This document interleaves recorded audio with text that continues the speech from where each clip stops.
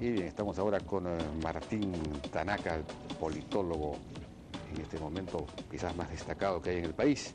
Martín, buenas noches, ¿qué tal? Buenas noches. Bueno, comencemos con el tema de la revocatoria a Susana Villarán, que ha generado una cierta polarización y, en fin, es todo un asunto que no era predecible hace unos meses. ¿Cuál es tu apreciación acerca de este tema? A ver, yo creo que hay como dos grandes aspectos allí, ¿no? De un lado, la discusión sobre la institución de la revocatoria misma, ¿no? Que está en discusión. Algunos han señalado que tal como está reglamentada, tal como está normada la revocatoria, se presta a malos usos, ¿no? Y por lo tanto habría que revisar la institución, ¿no? Y yo estoy de acuerdo con eso. Ahora, hay que acordarse que cuando se hablaba de la revocatoria hace algunos años, por ejemplo, después del linchamiento del alcalde de Ilave, ¿no? Se hablaba, si la revocatoria funcionara bien, probablemente la población no llegaría hasta los extremos de linchar a un alcalde en un distrito, en una provincia, ¿no? Entonces, estaba en agenda la discusión de revisar el tema de la revocatoria, ¿no? Pero quedó allí, ¿no es cierto? Además... No, pero en el sentido de facilitar su realización. Facilitarla. Pero ahora es al contrario. Entonces lo que Exacto. dicen algunos es solamente porque se trata de Susana Villarán, Lima, una... Claro, lo que pasa es que la institución de la revocatoria funcionaba en el país básicamente en distritos pequeños, en ámbitos rurales, ¿no? Entonces como que yo creo que la discusión se centraba en esos espacios y claro, no era imaginable que en una gran ciudad se pudiera dar este proceso, porque se pensaba, bueno, y hasta ahora mucha gente lo piensa, que el requisito de firmas era tan elevado que iba a ser muy difícil de conseguir, ¿no? Pero digamos, la idea esta de que la revocatoria se presta a las venganzas, las represalias de los que perdieron en la elección o de los alcaldes anteriores que quieren regresar mucho más rápidamente porque hay un botín. En realidad, las municipalidades ahora son un verdadero botín, tienen mucho más recursos que antes. Hay cierta relación entre el aumento de los recursos de algunos municipios y mayor conflictividad y pedidos de revocatoria, efectivamente. Claro, ¿no? Ahora, en el caso específico de Susana Villarán, bueno, Susana Villarán tiene una muy alta desaprobación que en realidad no se ha gestado en los medios de comunicación como algunos podrían señalar, porque la mayor parte de los medios en realidad la están defendiendo a ella, sino es una desaprobación natural que ha surgido ante el estilo de gestión. ¿A qué se debería esta desaprobación tan alta que ella tiene? Bueno, ese es un gran tema de discusión, ¿no? Yo creo que no hay claridad, no hay acuerdo sobre esto, pero yo lo que pienso es que hay, a ver, como que la candidata a la alcaldía, Susana Villarán, ganó con un perfil, ¿cómo decirlo?, apelando a su simpatía personal, a cierto carisma, a cierta imagen que proyectaba ella de luchadora social, de que estaba cerca de la gente más necesitada, ¿no? Y con ese perfil ganó la elección, ¿no? Y era percibida como un personaje simpático, carismático, ¿no? Aunque al final de la campaña la elección fue muy disputada, como recordamos, ese fue el perfil con el que ganó. Ahora, yo creo que una vez Susana Villarán alcaldesa, creo que sobreestimó muchísimo sus fuerzas y creo que sobreestimó sus fuerzas y subestimó el desafío que tenía por delante, ¿no?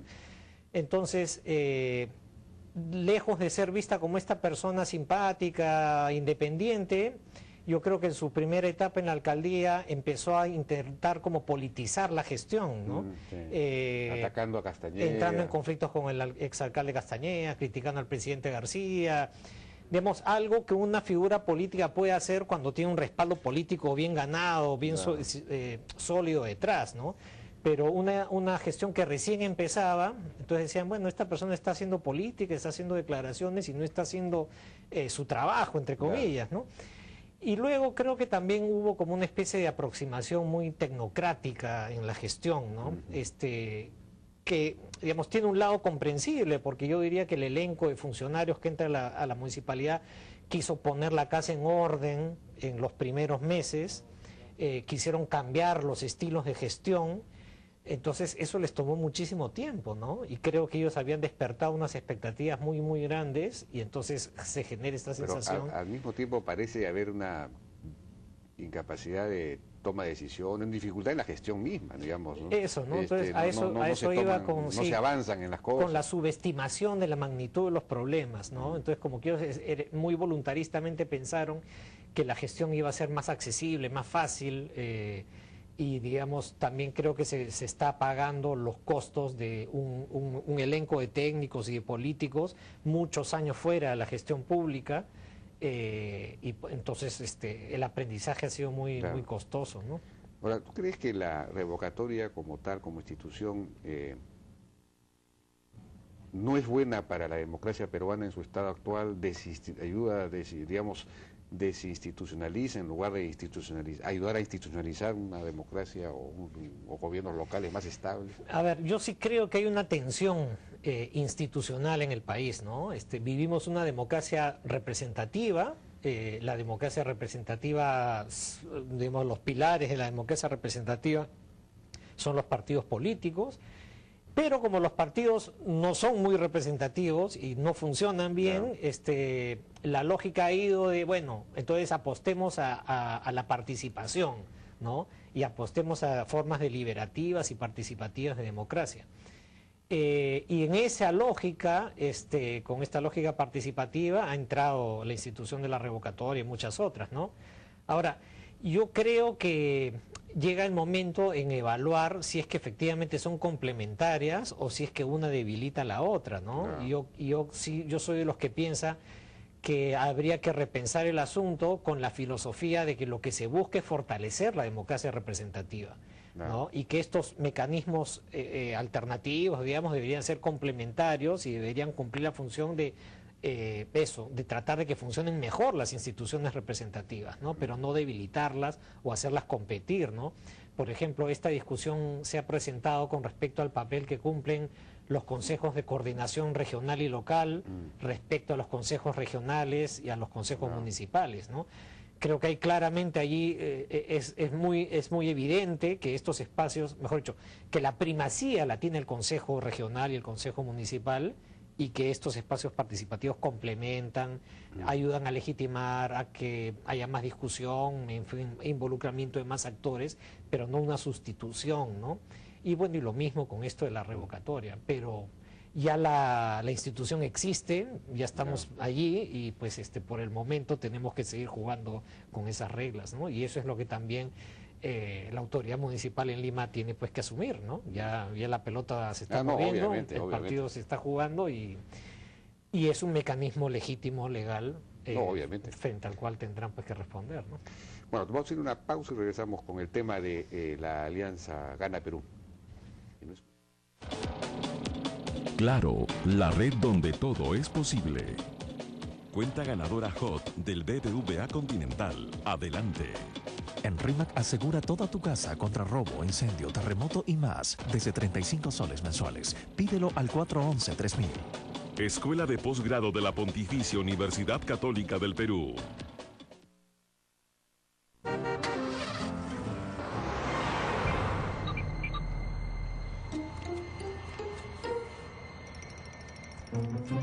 Tranquilo, en RIMAC asegura toda tu casa contra robo, incendio, terremoto y más desde 35 soles mensuales. Pide tu seguro domiciliario al 411-3000 o en www.rimac.com. RIMAC Seguros. Vinos, piscos, whiskies. Hasta con 40% de descuento en los productos identificados en nuestra licorería. Del 24 al 31 de enero. Dese un gusto. WOM.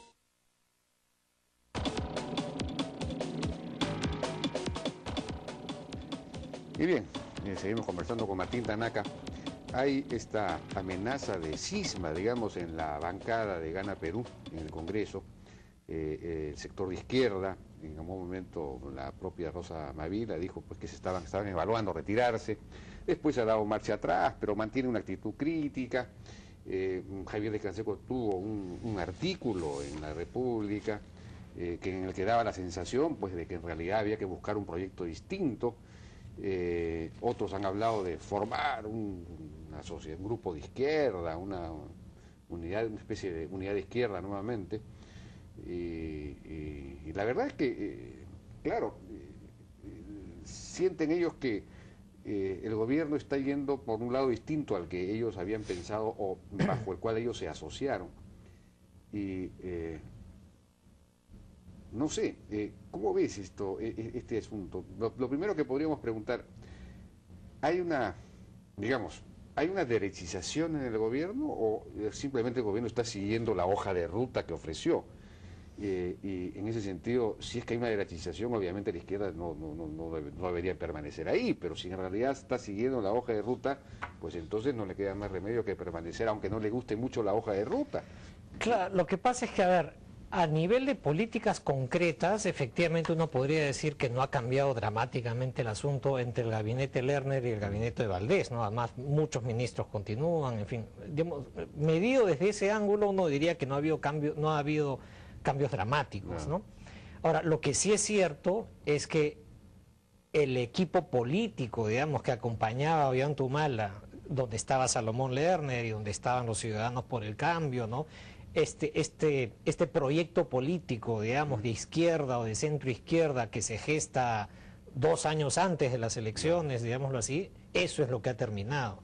Entonces, por eso es que hay esa, dentro de este grupo de personajes de izquierda, esa desazón y ese desconcierto, ¿no? Pero eso, en realidad, comenzó a terminar muy tempranamente. Estaba leyendo acá el artículo de Carlos León en el libro Postcandidatos, y él recuerda que cuando se lanza la candidatura en diciembre del 2010, ¿no es cierto? En diciembre del 2010, el 10 de diciembre, cuando se lanza la candidatura, Ollanta Humala tenía 2 discursos, uno redactado por Sinesio López, Félix Jiménez, en fin, los que redactaron el famoso primer plan de la gran transformación, y otro aparentemente redactado por Fabre, y que optó por el de Fabre, es decir, optó por un discurso moderado, y ese fue el lanzamiento. Esto ya ocurre muy tempranamente. Claro, después se aprueba el plan de la gran transformación, se presenta eso, pero una especie de remanente, de residuo de lo anterior, y finalmente, antes de la primera vuelta, ya él firma este compromiso que representa un cambio, digamos, una derogación del famoso primer plan, ¿no? O sea que la cosa es muy temprana. Claro, pero dentro de ese equipo yo creo que se entendía que era un precio que se tenía que pagar para ganar la elección y evitar el triunfo de Keiko Fujimori, ¿no? Entonces, desde ese punto de vista, claro, fue una decisión donde todos participaban y estaban de acuerdo, ¿no? Estratégica. Además, en la medida en que esas decisiones implicaban que la intención de voto por Humala aumentaba, las tensiones pues no, pero fíjate, ahí pasaban a un segundo plano. Ahí recuerda, ¿no? Carlos León, que